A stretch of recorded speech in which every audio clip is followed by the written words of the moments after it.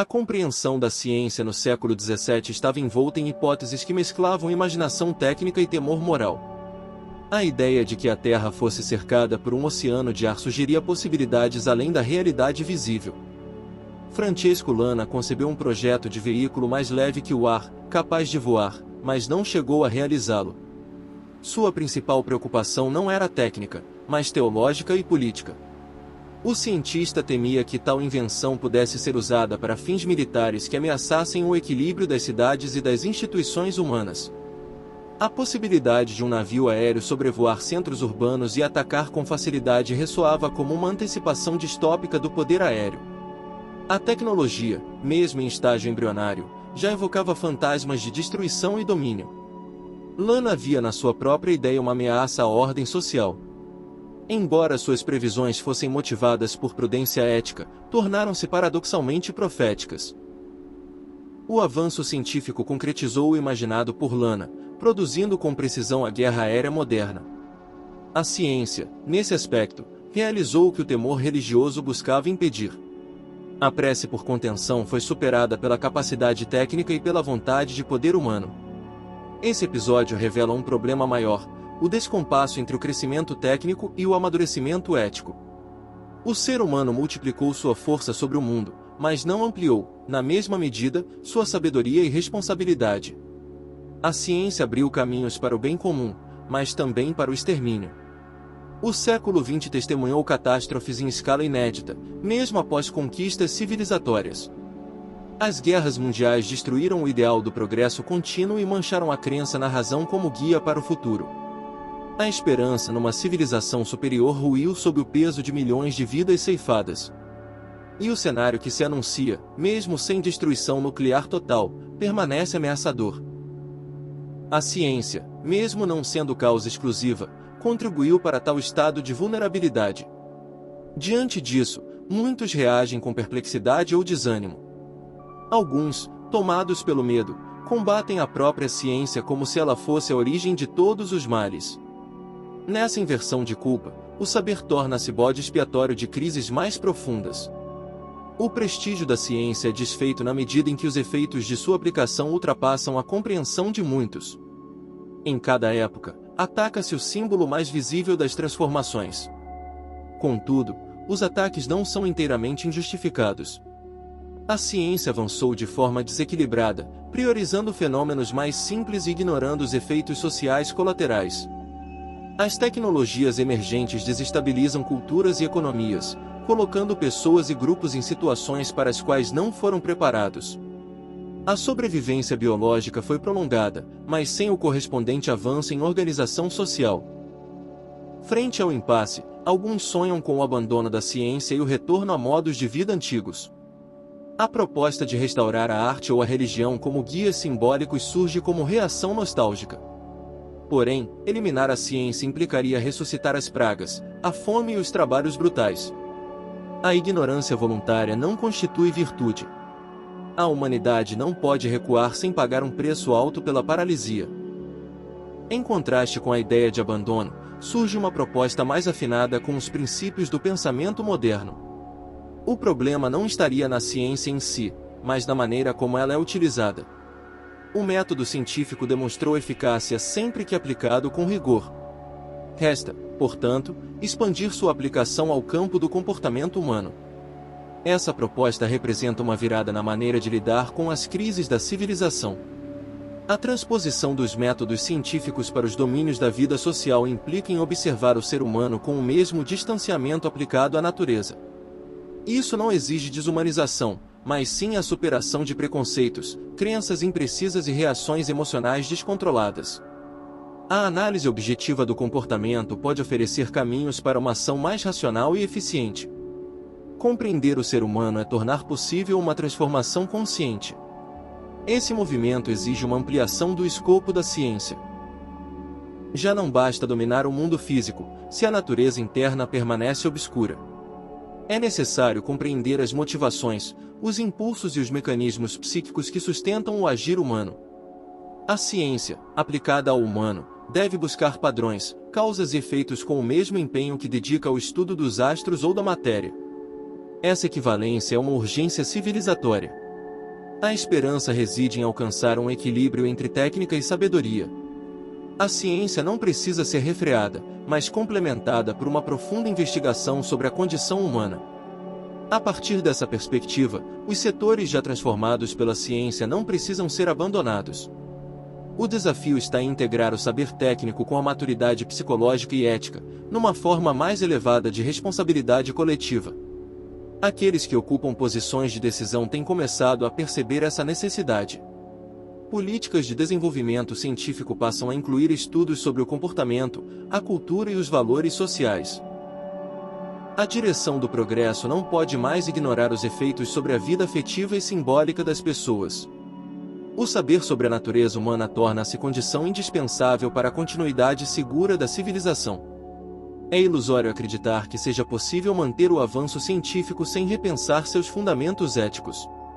O conhecimento técnico, quando separado da compreensão humana, corre o risco de se converter em instrumento de dominação ou destruição.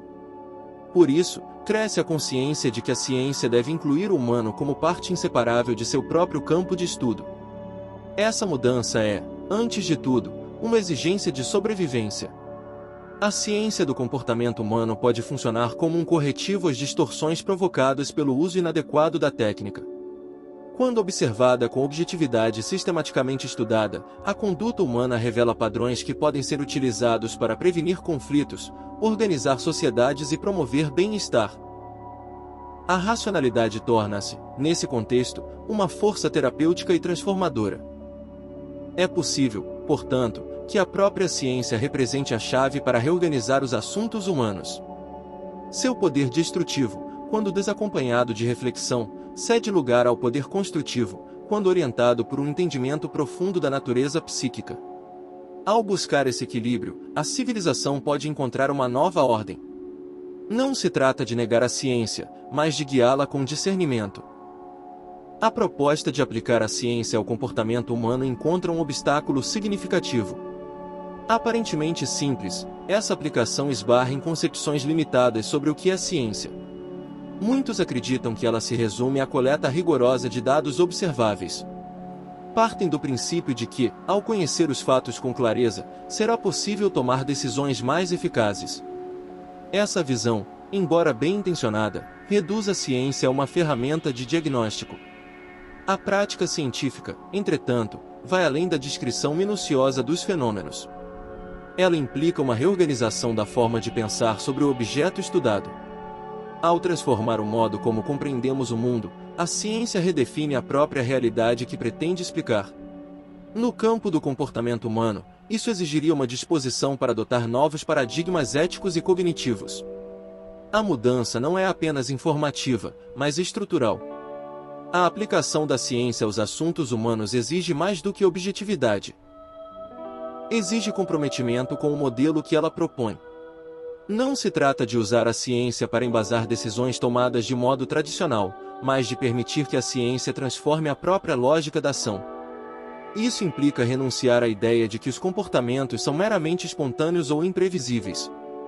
A ciência exige ordem, estrutura e previsibilidade como ponto de partida. Aqueles que apoiam a intervenção científica nos problemas sociais muitas vezes hesitam em aceitar essa profundidade transformadora. Desejam os benefícios práticos sem a reformulação conceitual exigida. No entanto, a ciência não opera sobre o acaso. Ela depende da existência de regularidades e relações entre causas e efeitos.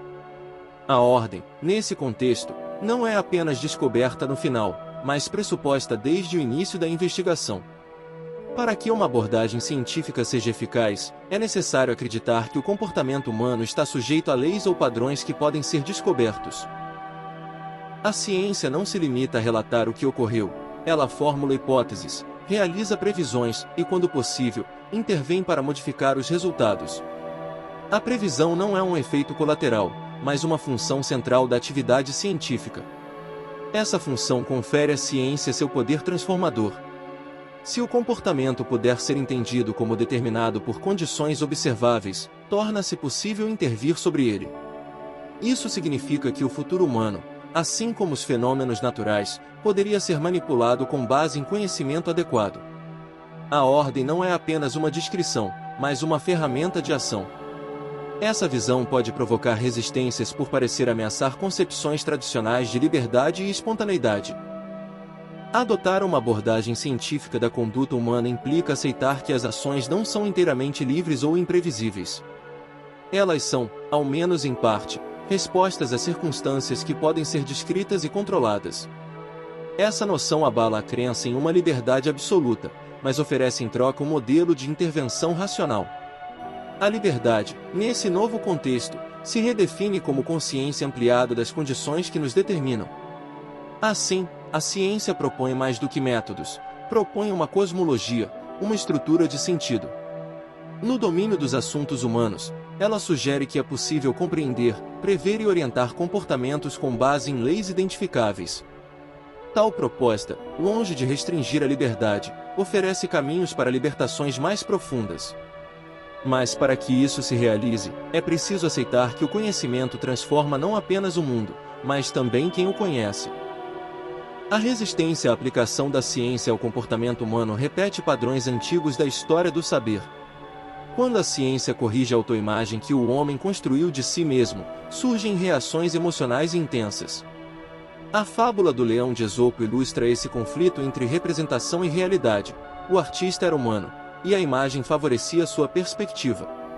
Da mesma forma, as visões idealizadas da posição humana na natureza tendem a ser complacentes. A ciência, no entanto, tem o dever de oferecer retratos mais fiéis, ainda que desconfortáveis. A teoria copernicana foi um dos primeiros abalos dessa centralidade simbólica, deslocando o homem do centro do universo. A teoria da evolução proposta por Darwin acentuou essa descentralização, ao incluir o ser humano na mesma cadeia biológica dos animais. Essas ideias desafiaram o narcisismo das crenças antropocêntricas. Apesar das reações iniciais, tais mudanças foram incorporadas com o tempo. Mesmo assim, o desconforto não desapareceu. O ser humano, embora biologicamente situado entre outros organismos, ainda busca afirmar uma singularidade espiritual ou criativa. Essa busca por distinção reforça a ideia de que o humano transcende a explicação natural. Contudo, o esforço científico atual ameaça esse último reduto de excepcionalismo. A proposta de estudar o comportamento humano com os mesmos critérios das ciências naturais provoca novos conflitos. Muitos preferem declarar que esse estudo é impossível, sustentando que certas qualidades da conduta escapam à análise empírica. Essa alegação atua como um mecanismo de defesa, impedindo o avanço da investigação. No entanto, não convence aqueles que confiam na experimentação como critério de validade. Outra tentativa de preservar a singularidade do humano consiste em delimitar fronteiras entre ciência e moralidade. Afirma-se que a ciência pode descrever, mas não deve prescrever. A ação humana, segundo essa visão, deve ser guiada por valores externos ao campo científico. Isso cria uma cisão artificial entre o conhecimento dos meios e a definição dos fins, dificultando a construção de uma ética fundada na compreensão objetiva da realidade. Uma terceira estratégia consiste em propor que existem diferentes tipos de ciência. A ciência do comportamento, segundo essa tese, seria de natureza distinta da ciência natural. A previsão e o controle seriam substituídos por interpretação ou intuição. No entanto, tais distinções raramente são formuladas com clareza metodológica. Não há, até o momento, evidências de que essas formas alternativas de saber tenham gerado transformações eficazes. O apelo a valores, intuições ou interpretações simbólicas frequentemente se afasta da prática verificável. Embora esses modos de compreensão possam ser úteis em outros registros, não têm demonstrado a capacidade de alterar de forma sistemática as condições sociais. A ciência, com suas limitações, permanece como a única abordagem que produz resultados acumulativos e mensuráveis na modificação da realidade. Portanto, os conflitos em torno da aplicação científica ao comportamento humano revelam mais do que simples divergências teóricas. Trata-se de um embate entre diferentes visões de mundo. De um lado, a tradição que insiste em preservar uma imagem idealizada da liberdade e da individualidade. De outro, a proposta de entender o humano como parte da natureza, sujeito a leis e passível de transformação racional. Essa tensão permanece no centro do debate contemporâneo. A prática cotidiana revela contradições conceituais profundas no modo como se compreende o comportamento humano. Ora se atribui responsabilidade total ao indivíduo, ora se invocam circunstâncias externas para justificar seus atos. Esse embate entre liberdade e determinação marca uma postura ainda não consolidada, na qual convivem elementos do pensamento tradicional e indícios de uma nova abordagem. As chamadas circunstâncias atenuantes representam a transição para uma visão menos centrada na vontade autônoma. Já não se imputa culpa a quem age sob ignorância imposta, nem se condena o desempregado por inatividade involuntária. Essa mudança de perspectiva estende-se à infância, à delinquência juvenil e às condições psicopatológicas, onde o juízo moral cede lugar à análise causal.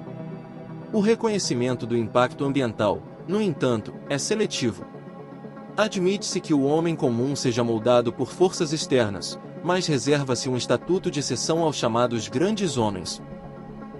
As conquistas destes são tratadas como prova de genialidade inata, ainda que se reconheça, paralelamente, a influência de mestres, eventos fortuitos ou condições privilegiadas. Essa ambiguidade se estende às crenças e valores. A formação religiosa, embora evidentemente vinculada ao contexto cultural, é frequentemente apresentada como resultado de escolhas conscientes e não como herança circunstancial. Quando se trata de outras culturas, aceita-se mais prontamente a hipótese do condicionamento. Quando se trata da própria, ressurge o ideal de escolha racional. Tal postura reflete uma tensão ainda não resolvida entre tradição e evidência empírica. A ideia de que os erros alheios resultam da ignorância, enquanto as próprias crenças derivam de um esclarecimento superior, revela uma resistência à generalização do princípio determinista. Essa seletividade preserva uma imagem positiva de si mesmo e de seu grupo de pertencimento. Mesmo diante da expansão dos conhecimentos científicos sobre o comportamento, persiste a tendência de proteger certas figuras ou ideias com argumentos não racionais. As elites, por exemplo, são explicadas por méritos intrínsecos, enquanto as massas são lidas por meio da influência social. Esse duplo padrão demonstra a dificuldade de abandonar completamente as categorias valorativas herdadas. O pensamento contemporâneo opera, assim, por meio de compromissos instáveis. As novas evidências são integradas ao imaginário social sem romper com os fundamentos antigos. O resultado é uma prática incoerente, que tanto invoca o meio quanto preserva a noção de indivíduo soberano.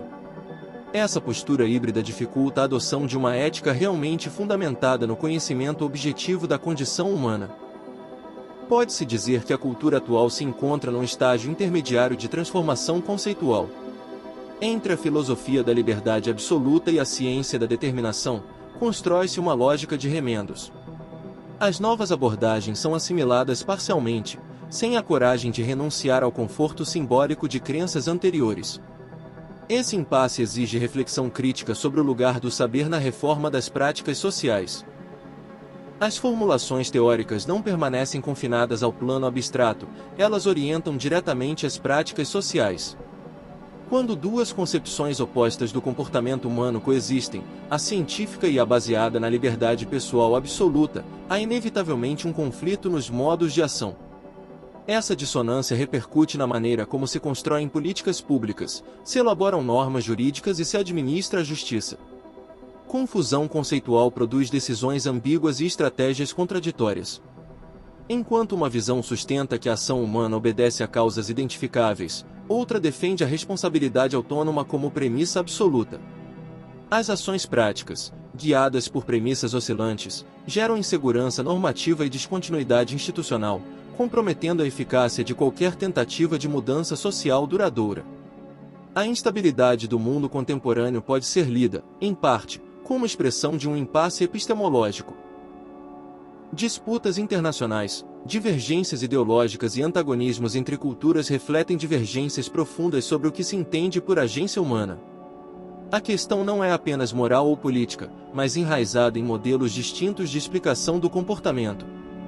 A polarização entre totalitarismo e democracia, entre controle estatal e autonomia individual, envolve pressupostos implícitos sobre a previsibilidade e maleabilidade da conduta humana. A escolha por uma sociedade planificada ou por um modelo liberal não é meramente pragmática, ela se baseia em crenças acerca da possibilidade de moldar ou confiar no comportamento coletivo. O enfrentamento entre culturas, assim como os projetos educacionais e a propaganda ideológica, repousa sobre convicções divergentes a respeito da formação da consciência. Algumas abordagens investem na transformação deliberada por meio de técnicas de condicionamento, enquanto outras apostam na inspiração moral ou na livre adesão aos valores. Em ambos os casos, o conceito de liberdade é redefinido conforme a teoria adotada. A ausência de um paradigma consensual favorece soluções descontínuas e muitas vezes ineficazes. Ora se apela ao determinismo social para justificar ações coletivas, ora se responsabiliza o indivíduo como se ele fosse um ente isolado de influências externas. Tal ambivalência impede a construção de instituições coerentes e torna difícil a avaliação dos resultados das intervenções sociais. A insistência em manter teorias tradicionais por conveniência cultural ou ideológica enfraquece a capacidade de elaborar respostas adequadas às crises do presente. Não se trata de negar a complexidade do humano, mas de reconhecer que decisões baseadas em premissas contraditórias geram mais confusão do que soluções. A consistência teórica é um requisito para a responsabilidade prática. Enquanto não se adotar uma perspectiva clara e bem fundamentada sobre a natureza do comportamento humano, as disputas sociais, políticas e morais continuarão marcadas por contradições insolúveis. A adoção de um modelo teórico coerente não garante a solução imediata dos conflitos, mas representa a condição indispensável para que se possa enfrentá-los de maneira lúcida e eficaz.